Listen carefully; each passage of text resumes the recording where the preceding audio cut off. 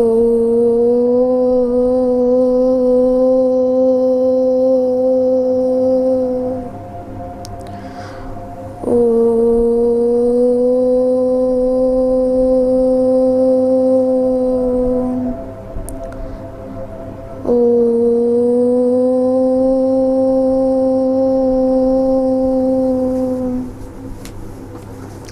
ओम शांति। मेरा नाम भूमेश जीवतरामानी है और मेरी माता जी को, मेरी मम्मी को पता चला ब्रह्म कुमारी के बारे में। तो मेरी मम्मी ने कोर्स किया ब्रह्म कुमारी का। उसके बाद धीरे धीरे पता चला वहाँ बाबा भी आते हैं, शिव बाबा। तो एक बार मेरी मम्मी, मैं और मेरी दीदी उधर गए बाबा मिलन करने माउंट आबू में। तो हम गए तो हमको अच्छा लग रहा था। फिर हर साल जाते थे, बहुत बार किया। तो उसके बाद लगता था बाबा से प्यार भी होने लगा। तो लगता था करके बाबा हमसे पास में क्यों नहीं मिलते। और जैसे जानकी दादी, सारे वरिष्ठ भाई बहन जैसे मिलते थे, दादियाँ मिलती थी बाबा से एकदम पास से।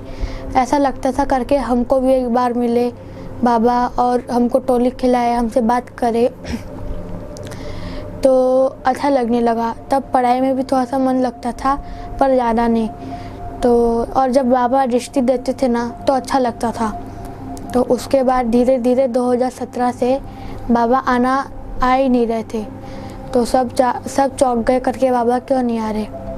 तो उसके बाद जब 2020 में लॉकडाउन लगा मार्च में, तो मम्मी की एक फ्रेंड थी, उनको पता चला बाबा का तीसरा रथ के बारे में। तो उन्होंने हमें बताया, मेरी मम्मी को बताया। तो मेरी मम्मी ने सुना और मम्मी को अच्छा लगने लगा करके, मम्मी को ऐसा लग रहा था करके बाबा आ ही रहे, दिल से आवाज़ आ रही थी। तो हम गए एक बार देखने करके बाबा आ रहे हैं कि नहीं। तो बाबा तो आ रहे थे, वही वाले माउंट आबू वाले ही बाबा आ रहे थे।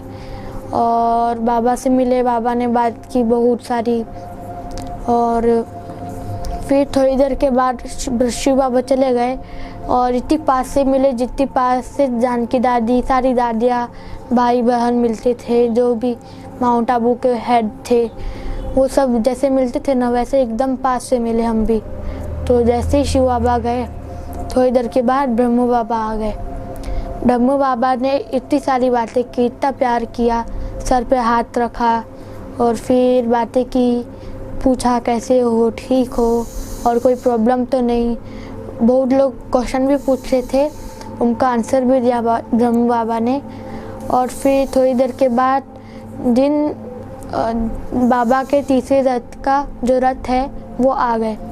तो उनसे भी हमने बहुत सारे बातें की, अच्छा लगा बात करके। तो फिर अगले दिन में हमको सवेरे मुरली सुनी हमने, जैसे माउंट आबू में सुनते थे वैसी मुरली। तो उसके बाद जब सब खाना खाते थे तो ओम करते थे।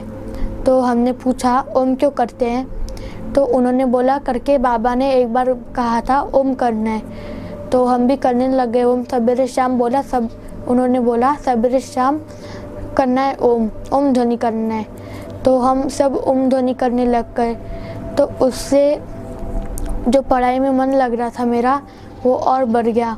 और जो अच्छे दोस्त नहीं थे मेरे, जैसे उनके साथ खेलने में मज़ा नहीं आती थी, अभी वो लोग मेरे साथ खेलते हैं और इतने बेस्ट फ्रेंड बनकर करके हम साथ में खेलते, बाहर घूमने जाते हैं, गार्डन पे हाइकिंग करने भी जाते हैं और साइकिलिंग करने भी जाते हैं। और जब बाबा आते हैं ना, ब्रह्म बाबा, शिव बाबा, तो इतना अच्छा लगता है। और फिर दिल से आवाज़ आती है करके मेरा बाबा आ गया।